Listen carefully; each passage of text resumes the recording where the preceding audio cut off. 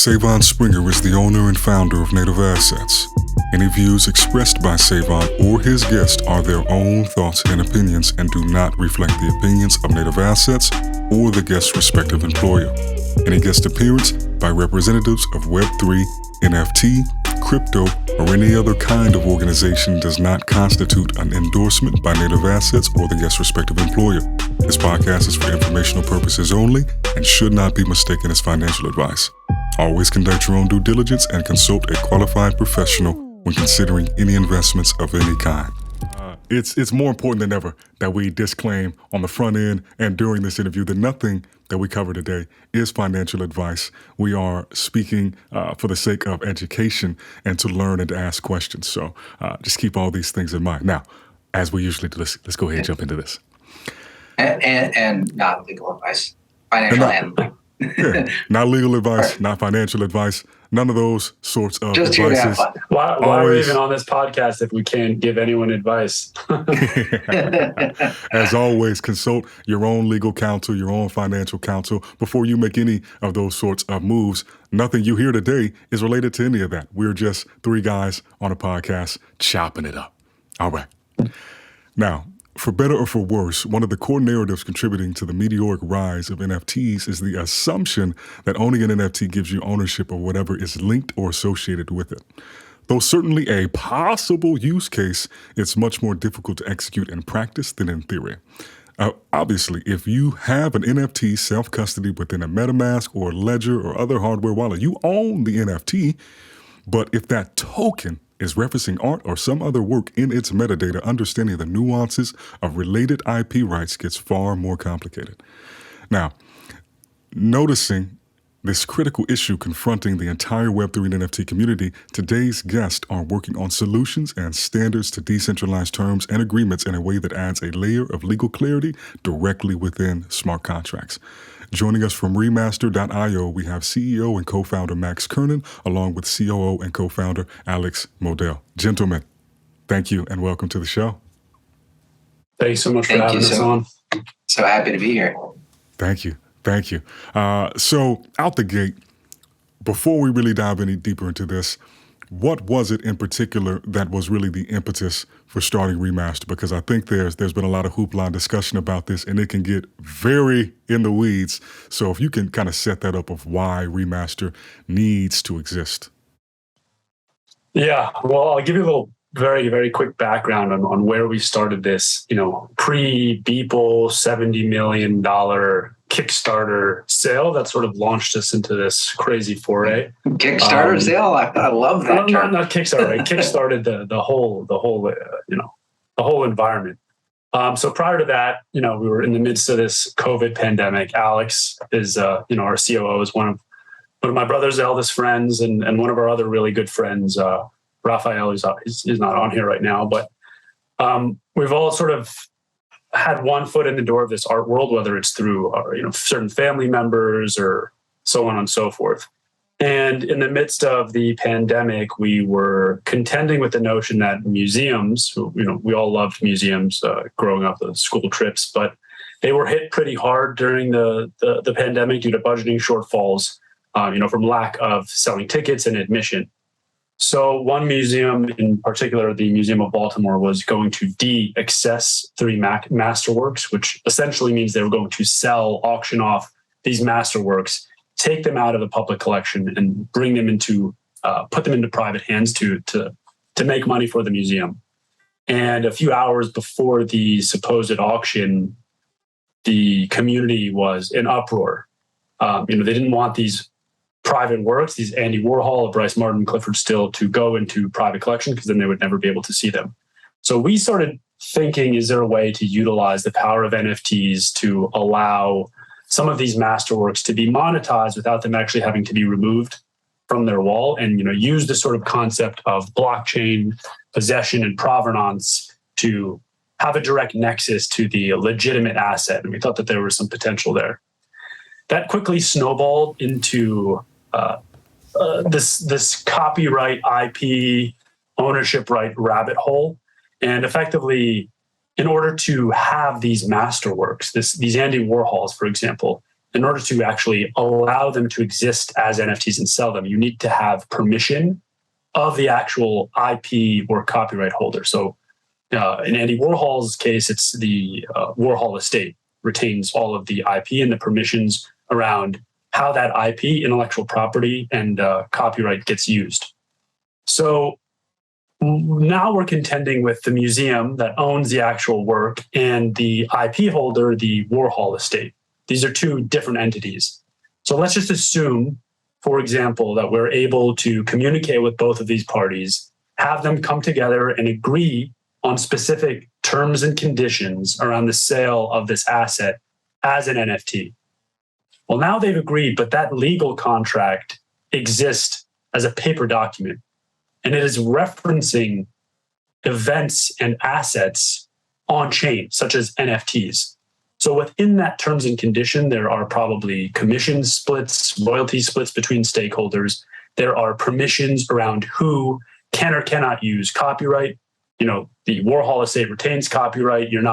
If you're a token holder, you're not actually getting the copyright. You're just getting a digital collectible that represents a token on the blockchain that points to a specific image file hosted on IPFS that effectively says, we've given you this sort of collectible, and that's effectively all it is. We quickly realized that this was a much smaller subset of a much larger issue. And now we're starting to get into the space where Bored Ape was coming out, CryptoPunks was coming out. And we started realizing that people are buying these assets.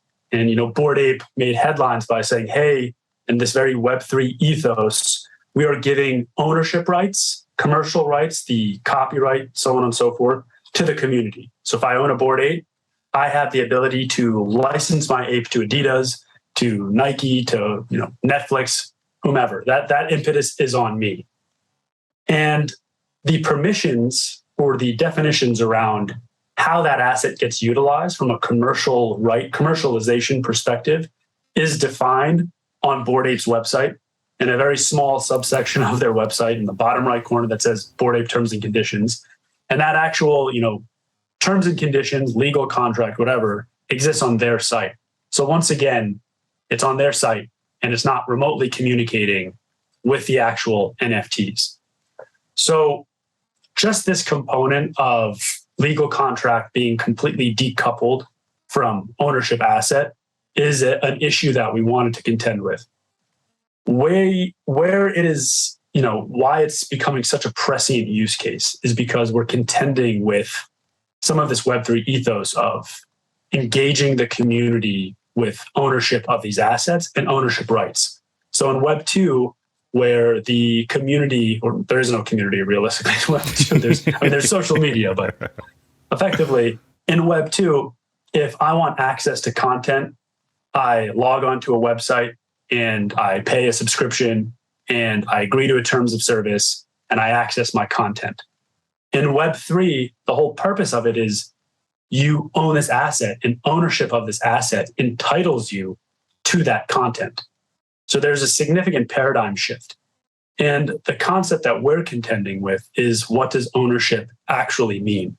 Along with ownership, along with property, there are property rights. So if I own a house, there are certain rights associated with ownership of that house. What I can do with my land based on what the government says, or what I can do with the actual stuff that is contained within the four walls of the house.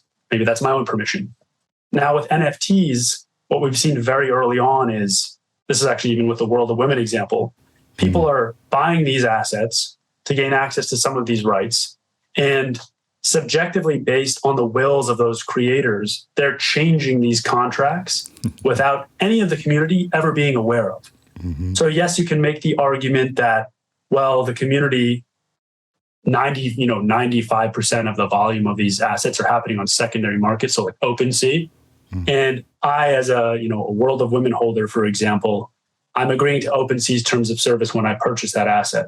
At no point in time during that purchase flow do I need to agree to the legal contract, the legal terms and conditions directly associated with the asset. So there's already a gap in what's called manifestation of assent or privity. So like the actual proof that a token holder has actually signed read and agreed to the terms and conditions associated to the asset. So that doesn't even exist. And when it starts to get really complicated is by imparting more and more utilities, commercial rights into these NFTs, because licenses, for example, if I own a Bored Ape and I license it to Adidas, where does that licensing agreement live? As of today, it lives off chain. Maybe there are a few companies that are putting them on chain, but the actual text of that agreement, while being on chain, doesn't actually influence the flow of the asset or how that asset is interacted with. So it's effectively a static, legal contract that has no logic associated to it. And that's one of the fundamental things that we are solving at Remaster, is turning legal contracts into protocols to provide on-chain actionability with actual legal contracts, binding these two components together. So you have a legal contract and a smart contract, a digital asset bound together in perpetuity with the permissions defined in the legal contract in both text and logic, governing the permissions around how this digital asset transacts and how people are supposed to interact with it.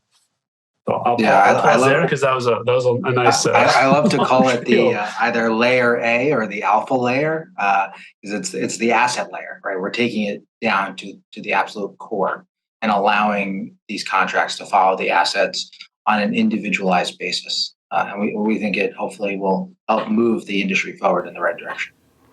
I think it has to, because that concept that you named, Max, of privity.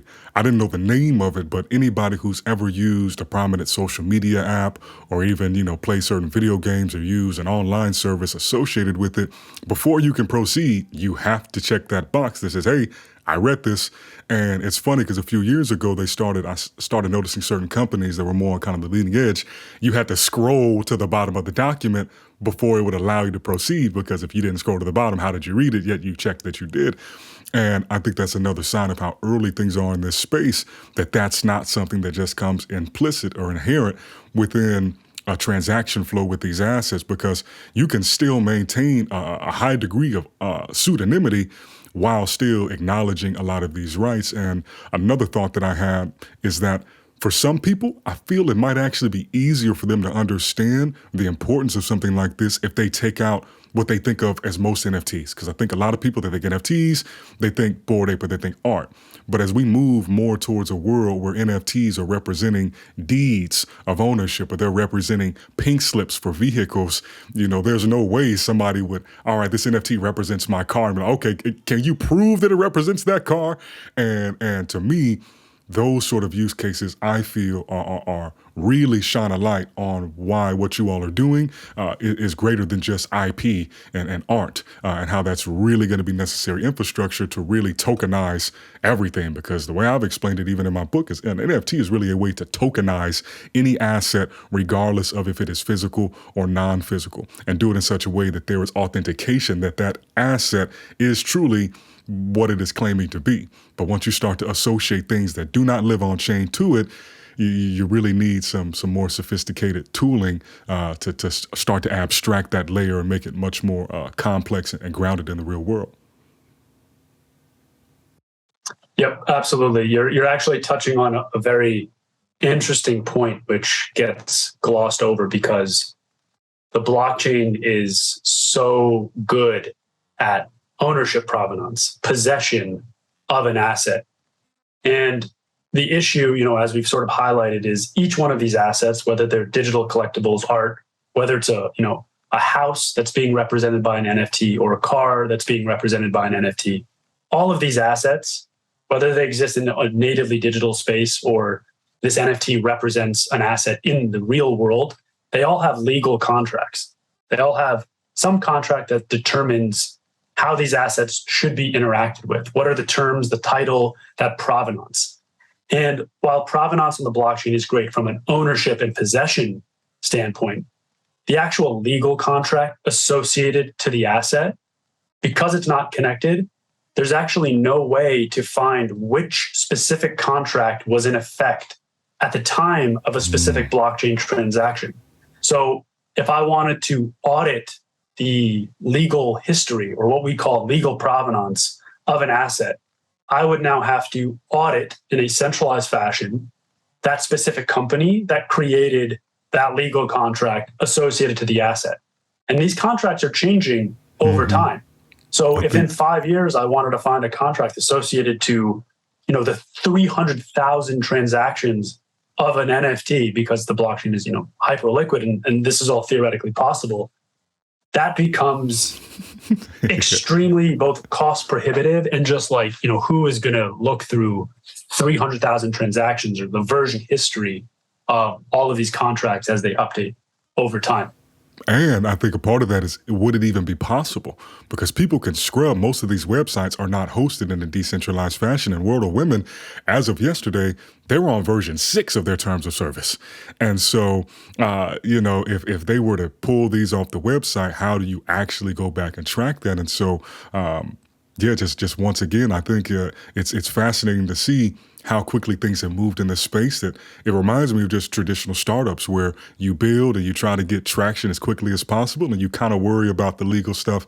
Like, hey, let's get to some scale, then we can pay somebody to fight those things, and then we'll worry about those laws and regulations. And that seemed to be how people were running with like, hey, and I think another thing, so many people were already token owners, whether it's a small cap or a micro cap. And that is very clear, like, hey, you bought this token, you own that token. And so I think folks just made that cognitive, as did I, that cognitive leap that, okay, this is a tokenization of that thing, so I own it. And now really looking at how that's a lot different than that being a only digital asset. That's much different than when you own Ethereum or you own some other coin. Yeah, I mean, you bring up the concept of ownership, and Alex, as a lawyer, could probably speak to it better than I can.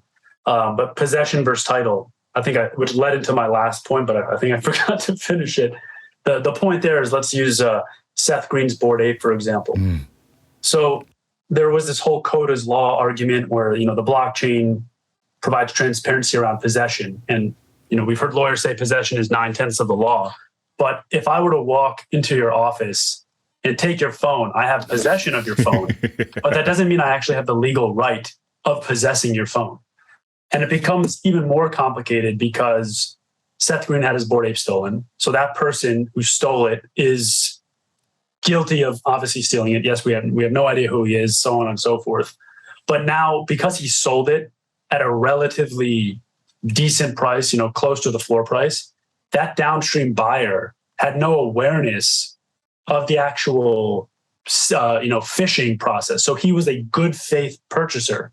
So now, Seth Green is hurt, and now we have this person who's a good faith purchaser. So he actively purchased this asset unbeknownst to him, and he also has a legal claim to this asset. So now who actually owns the asset? Clearly the person that stole the asset is at fault, but if you can't find him, what are you going to do?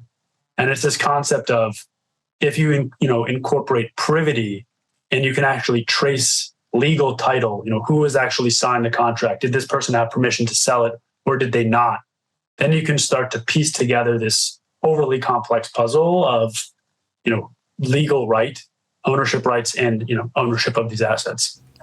Alex, given that at this moment, let's assume that Remaster was not inside Yuga Labs contracts for that Bored Ape when this happened, how would you break down, to the best of your assessment, how you would piece together that sort of story, or how you think in a court they might try to adjudicate and figure out where that titleship actually lies? Because I think that's a phenomenal example.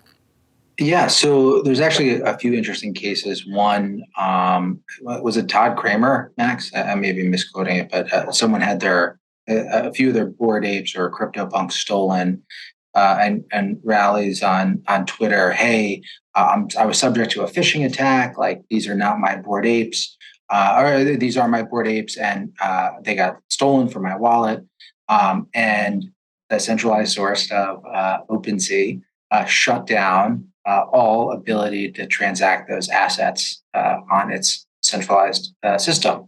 And there obviously are certain benefits of having a centralized system like that. I know there are other phished or stolen NFTs out there that, have an asterisk on the OpenSea site that say, suspicious activity or reported suspicious activity associated with it. And to make things even worse, because there are blockchain recorded transactions, but you don't know who actually is behind the pseudo-anonymous names. There are people who are selling the asset really to themselves. They own both wallets, but they make it look like it's a legitimate transaction on the blockchain, and they're essentially just willing to pay the royalty fee or transaction fee associated with the platform to make it look like they're a legitimate and good faith secondary owner from that original phished or stolen attack. And so I think there's a lot to unpack there, right? And there's a lot of ways to both enhance it, but also recognize the state of play that we're in, right? And that when things are built on an open sourced platform and blockchain that Yuga Labs used for Ethereum, you have obviously certain benefits. You have the ability to decentralize access to, property and Yuga assets, right? Like the people who bought Bored Apes had no idea initially that it was really a Genesis token to then get Mutant Apes, and then a further Genesis token to get Kennel Club assets, et cetera, and had the ability to create massive wealth. But at the time, right, like Yuga was completely disrupting the ecosystem, right? The idea of giving away copyright, the idea of giving rights away to token holders wasn't the norm, right? This I know it seems like eons ago in the crypto world, but way back when, Meebits and CryptoPunks and other assets retained all of the copyright and ownership protection. And so with that, right, there were some flaws in how the system was set up. There are some questions around how that could have been set up better. But the problem you have is that, OpenSea stops the transfer on its platform, but people go to Magic Eden or go to XYXZ or XYXY or other platforms to transact these assets because you can't stop the blockchain. Right? You can't, the blockchain transactions are irreversible. And so there are risks inherent to that, and why it's so important to have, ledgers and security measures set up and to make sure that, you're minting from one wallet and you're holding things in another wallet or whatever you want to do to help enhance the system. But, I would wonder what the community reaction would be, right? If Yuga was like, hey, we're selling these NFTs, but just in case anything bad happens, we're going to be able to undo it. Or we're like, you could theoretically, right, just burn that NFT and reissue a new NFT and just say that, this NFT is no longer endorsed or not affiliated with Yuga. Almost like forking a chain. Yeah, exactly. But there's a whole host of problems and concerns around that. You can look at the wrapped CryptoPunks versus the unwrapped CryptoPunks. And so I think you kind of have to play the field and game as it is. You have to provide the protections, right? Like hopefully people are in the future minting with remasters so that there are certain protections in place. One thing that we're super proud of is to provide one of the first on-chain methods for arbitration, right? So it's I've actually had the ability to enact legal rights on the blockchain and file an arbitration claim, and then go to a Web3 proficient lawyer or a group of lawyers that are completely independent of us, and actually arbitrate the claim and make the argument that this was either a phishing attack or this was in breach of my license, or if you're a creator, right, like this person's in breach of my terms and conditions. And terms and conditions do say all the time that we reserve the right to invalidate your NFT or completely revoke your access to certain things. And so there are certainly protections that you could put in place from a Web2 perspective. And then there are things that you can do within the Web3 ecosystem to enhance it. And I think one of the things we're squarely focused on at Remaster is providing those real world legal guardrails in a Web3 environment and setting. That's awesome. And one thing I wanted to get more into, to the extent that y'all are comfortable, when you go to your website, it's just a landing page. It's like you got to know a guy or know a guy to really get in there. And I see Max wink a little bit. So I can imagine that's for a lot of different reasons. And obviously it's a very legally centric product.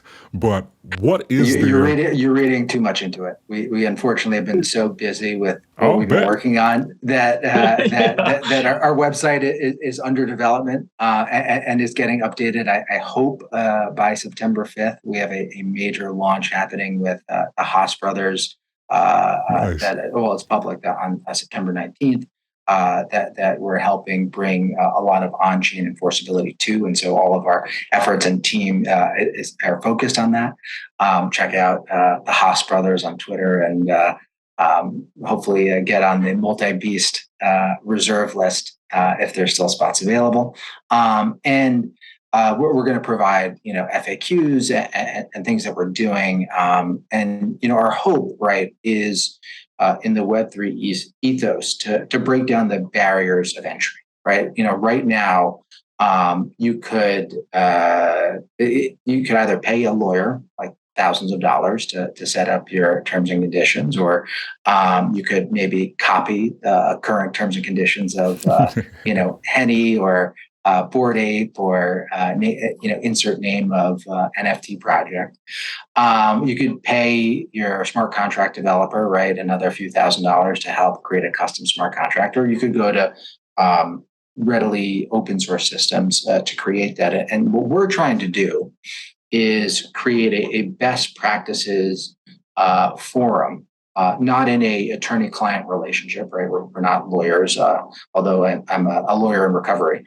And we're trying to provide a legal tool, technology, and system to enable creators to have the benefits of protection, to have the benefits of best practices, and then be able to release their creativity in this Web3 form, at least initially, and this is our first use case, in a protected and enforceable way. And they can do it in a wide variety where they keep all the copyright, they give it all away, and it's or they go even further than give the copyright to the owners. They could go to CCO and make it all public.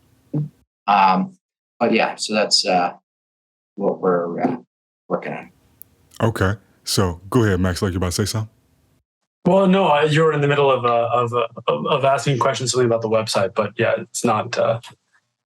Alex sort of summed up what we're effectively doing, but just to reiterate some of those concepts is, what started as building legal tools to bake into smart contracts. We realized the market is still extremely young, and most of the large Fortune 500 companies are looking for more of an end-to-end solution to facilitate all of these different components for engaging in Web3, translating some of their assets in Web3. So what we're doing today is, yes, working with certain clients, certain larger companies, and providing that end-to-end solution to allow these assets to exist in this environment. We're building white label storefronts that bake in this legal enforceability. And while we say storefront, what we're really doing is this hub of trustless permissions. So trustless being the nature of the blockchain to engage with assets in a way that is predefined without centralized or intermediaries. And then the permissions component is, turning legal contracts into a protocol to add some of those on-chain actionable protections and bringing these things together to turn NFTs into storefronts themselves. So now owners of the NFTs can cut up their assets into different utilities and transact those utilities separate from the underlying asset. Okay, that shit is hard. All right, so it's that's why the website is blank, because we're doing all this. But no. As I said, I thought it was like some very, hey, you got to know someone to get in the door here to kind of control the flow in. So just from a more kind of implementation standpoint, and same thing applies, if it's too early to talk about it, all good, or undefined yet, will there be a way to retroactively implement this on contracts that are already out in the wild? Because I imagine, okay, sure. See, Mel? All right, let's go. Now, another thought, No, go ahead. You can elaborate. No, I will. You can finish your thought, and then we can dive into. Okay. I've been pushing this. Concepts. I've been pushing for this for months, and I'm laughing because our fearless Alex CEO finally got his dream because I mean I'm overly transparent anyway, so we can unpack something. We in Web3, you know, that's a great quality to have in this space. People will applaud you for it. Now, if you were in politics, that might bite you in the ass, but you know, over here, I have no plan on moving into politics. I do not have a filter, and well, you know, I mean, it worked for some politicians, I guess. So, what I was going to get to is just thinking about how much of a challenge I imagine it is to price this. Because effectively, it's like, hey, this is something that could exist in a way as a service, you know, where it's like, all right, we are the lawyers, charge us this fee, and then we'll go ahead and individually, even though, you know, you're probably going to be falling back on a couple of templates, then you make the revisions and the amendments as necessary for what they specifically need. But I'm not as familiar with other products or services, platforms, even that aren't connected to crypto, that really take a legal counsel or legal input and then put it at a price point that makes it accessible for people, like, you know, Rocket Lawyer. But, you know, it's like, that's a much different thing than what you're doing here. So did you all find that was a particular challenge? And, you know, it's like, hey, we know what we want to build. And then there was a lot of more time than maybe anticipated figuring out what is the right way to price this so that this can become something that is standard in contracts that are deployed, but we're not underpricing it relative to the actual value it's providing. No, it's a good question. While I said I'm overly transparent, I do not want to list specific pricing metrics. No, definitely I will don't have say to. that we are significantly more akin to a payment processor in terms of taking transactional revenue, so upfront fees, and we're actually doing a significant amount of, you know, offering these templates, offering these storefronts, offering real world enforceability. Also, this gestalt concept of you have the ability to cut up your asset, not from an equity perspective, but from a utility perspective. So your asset now has more value based on the additional utility that is acceptable to multiple people. And all of that is based on this notion of contract processing. And what I mean by that is where a payment processor, you know, looks very rudimentary at certain logical implications of, does this person have enough money? If yes, then the transaction goes through. Mm-hmm. By turning a legal contract into a protocol. You're talking about a debit card on that scenario. Credit cards don't even have that ability. Yes, I'm trying to be overly simplistic. But from a contract processing perspective, if you take legal text, which has to do with permissions already, associate logic, on-chain programmatic logic to that, and you say this specific stipulation has to happen, then this, then this, then this. You can add all of these on-chain terms and conditions, which determine if the transaction is eligible to go through or not, is determined to stipulate how people are able to engage with the asset and with the contracts. And from that perspective, we are, you know, pricing more similar to a payment processor, even though it's more along the lines of contract processing, which, I mean, that doesn't really exist at all in the world today. So, the industry is kind of really titled as like infrastructure as a service, similar to software as a service. And we're trying to provide that infrastructure to creators, brands, agencies, and, you know, really Web3 entrepreneurs that are both in the space or want to get into the space. And that's what we're excited about being able to provide to them.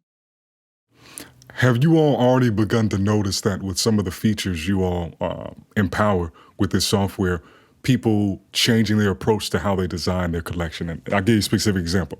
When you mentioned being able to cut up the utility, I thought about VFriends, for instance, and how when they first came out, no one really understood, okay, similar to Bored Apes, you don't really know what's coming next, but then you find out, oh, if I have this sort of character, I get this particular utility. But I don't get the utility that comes with that character, or trait rather. And now if there's a world where somebody on an individual level can go in, and I imagine maybe on the back end as the creator, you can decide like, let them split their utility up, don't let them. But have you all just on the conversation, the clients you're already working with, and noticing that once people see what can be done with this, they're kind of like, let me. You bring up a good point. First of all, the answer is, yes, it's a resounding yes. But what we've also started to notice is that even with lawyers, they're starting to change the way that these contracts should be drafted, because a traditional NFT license has to bake in all of the functionality from day one. These are the commercial rights, X, Y, and Z. If you do this, these are the rights. Yes, some of them are being changed, but effectively you have to determine on day one how you want people interacting with your asset, versus the modularity approach of what we're doing and the composability of these contracts mean you can have a base mother contract, if you will, that determines certain permissions around interacting and transacting the actual token, the asset. And then you can toggle on or off permissions, as you said. And what is a license theoretically? It's really a permission to do something with the asset. So if you can toggle on a permission to, let's say, Kanye West, it's like, hey, it's Kanye West. We want him to be able to utilize this NFT in a new way. We can elevate his permission status, allow him to add these licensing contracts to these base layers with unique royalties, unique revenue splits, unique equity splits of that license. So now he has the permission to license the image for, an apparel line. Then you could add another subcontract, which actually turns that apparel, like if, let's say you wanted to do, shoes with the actual Bored Ape and list those shoes on the blockchain, you can now trace back all of the permissions from these derivative assets all the way to the central source of this mother contract, all through this permissions infrastructure. And just to add to that, like in the VFriends example, right? Imagine you're in the bowling VFriend where you get the opportunity twice or once for the first 2 years per year to participate in a 10-person bowling event with Gary, where it's like the workout. I think it's a gorilla or a monkey to work out with Gary one-on-one. But let's say you live in Singapore or somewhere else. Your only option right now is to just sell the entire NFT, and hopefully the other person is able to redeem it for that utility or just keep it for the digital collectible status. Imagine if you were able to permission out, right? Like you're able to redeem this, but you have to be either a US citizen or you have to be not a sanctioned person or not a criminal record or something that maybe endanger Gary's the rest of the safety. bowling crew. And then actually sell that to someone else who also meets the same restrictions, right? And so what VFriends did, right, with the VCon is that they dropped the 3-year VCon tickets as separate NFTs and sold those off so that the person didn't have to sell the entirety of the VFriend to be able to access that utility. It's going to be interesting to see how they handle some of the other utility features as well. Yeah. But definitely opening up this sandbox. One of the things I admire most about this whole industry is that when a lot of these things come out, and this is, I guess, a software thing, tech in general, people can now build on top of those other layers so that really you just emerge with something that wasn't really possible or easily done before, and then you just really get things at a completely different level because of folks being able to iterate on things that come prior to that. And part of me starts to wonder if down the road, and this is me really thinking on the fly here, if we'll start to see certain coins or tokens, rather, is the technical term, that are not necessarily designed to be NFTs, but start to go more of this route so that they can try to protect themselves from being deemed certain category of, a lot of times people are, if we launch a token for our project, then we might be deemed a security or flagged for this, or how do we make sure, these sorts of people in these jurisdictions don't get access to it. I imagine that they'll start to explore how they can bake in different layers than what is traditionally done when you issue an ERC20 token and start to play with that form factor and not view 721s or 1155s, whatever it is, as only being, this completely separate thing. Max Curnin. Oh, sorry. Yeah, you're touching on this concept of of what people are doing today versus what, the future holds, which is all of the gating procedures are essentially at a platform level. So if we don't want these group of people to interact with our website, we just block them from utilizing our website. But now they're able to take their assets and go utilize it on another website that doesn't actually block it. And it's one of the best parts of standardizations. It's also one of the worst parts, because the creator who has generated these tokens has legal rights and stipulations around how those tokens should be utilized, but they're only making it to the platform layer. And that sits on top of the protocol layer where the smart contract, NFTs actually exist. So by having a permissioned infrastructure that directly communicates with these NFTs, mean that you can enforce the intent of how the creators want these assets to be used platform wide. So just on any, on the protocol, whether it's on OpenSea or LooksRare, the interactivity of the asset is uniform. And that to me is where I think standardization and interoperability lies, is beyond the platform layer. Well, a great example of that, right, is what happened with Yuga and the other side or other teams, right? In order to originally acquire them, you had a KYC, but you don't have to on OpenSea, right? So, what was the point of the original KYC?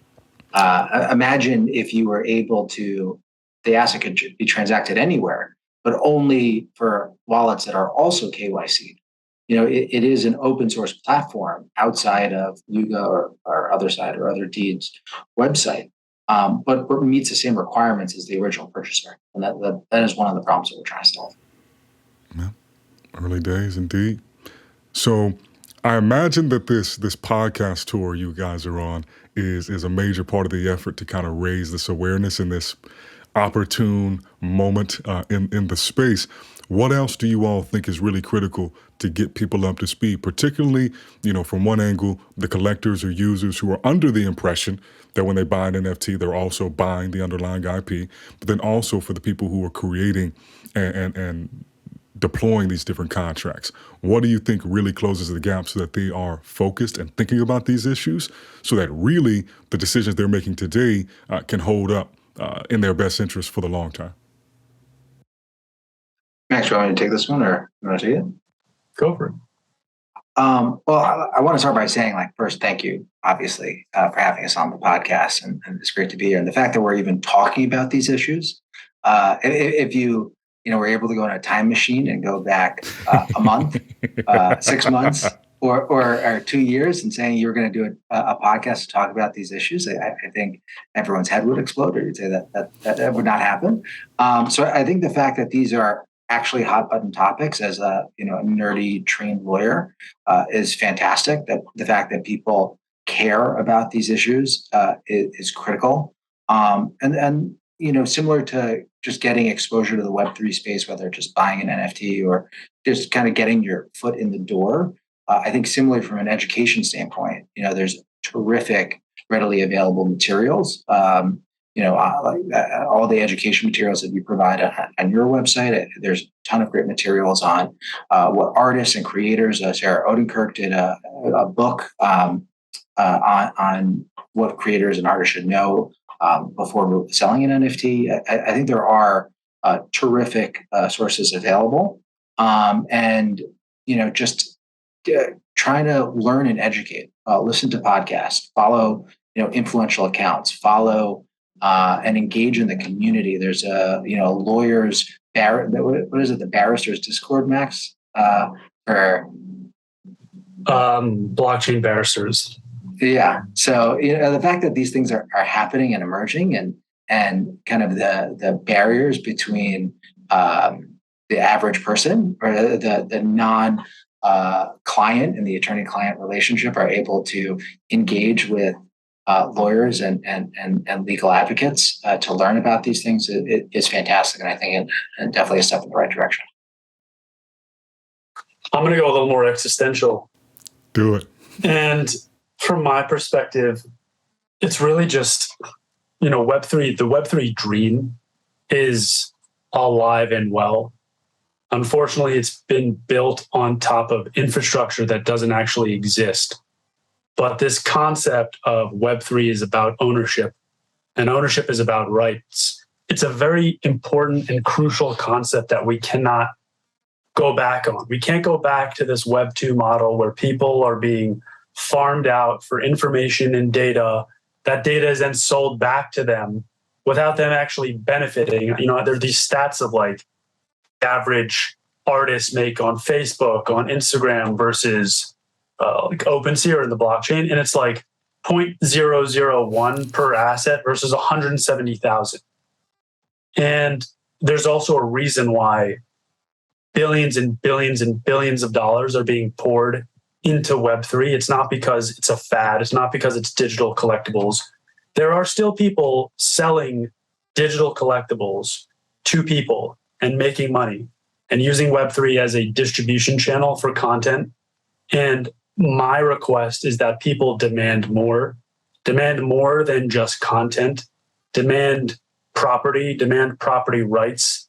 There's something very, very powerful. Say what you want about capitalism, but that is where that's where the strength of the American economy has come from. It's giving people property and them having the ability to exercise their property rights to derive more and more value, which raises all boats. A rising tide raises all boats. Alex loves to say it. So the Web3 dream is alive and well, but we need to demand that we want more than just collectibles, that we want more than terms and conditions that change subjectively based on the will of the creator.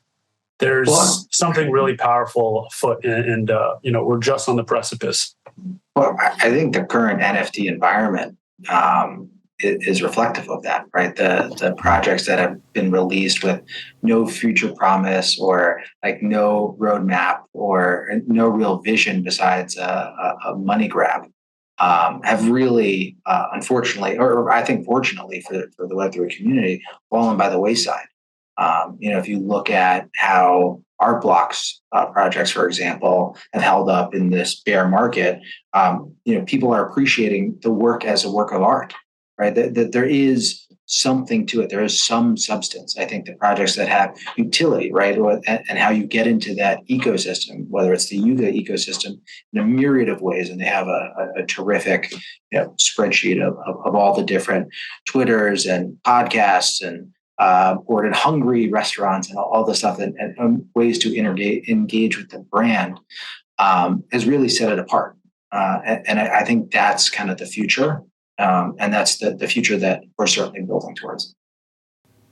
Well, gentlemen, this has been amazing. This has been wonderful. I really appreciate y'all making the extra time because I know y'all are in hot demand right now to get your thoughts. So as we wrap this up, any last words or letting people know where they can engage with you two individually and how they can get a hold of Remaster and really start to level things up with how they're dealing with these smart contracts and these assets? Well, as you pointed out, our website is a site for sore eyes. As of yet, not by design, but because we've had our heads down building what we think is important. But in terms of communicating with us individually or through Remaster, I'd say Twitter is where most of Web3 communicates. So at Remaster_IO, direct message us until our website goes live. Follow the the Haas brothers. It'll be the first project that utilizes this new infrastructure for decentralized terms and conditions, as well as on-chain permissioning of licenses. And there's a number of really exciting announcements that we have that we're keeping till after the launch. There's a really cool personality test where users define their own traits based on this personality test. Not something that's core to Remaster, but very much core to the artist. And we're all about protecting and enforcing the vision of these artists, not just from mint, to mint, but beyond mint, and allowing the artist to communicate and empower the community with some of these concepts that we've talked about, in perpetuity, I guess. And feel free to email us at info at Remaster, REMASTER.io, and we'll gladly respond and reach back out. Beautiful. Well, gentlemen, Max, Alex, thank y'all. This has been awesome. We'll have to do it again sometime. Until then, thank you so much. Y'all take care. All right. Bye. Bye.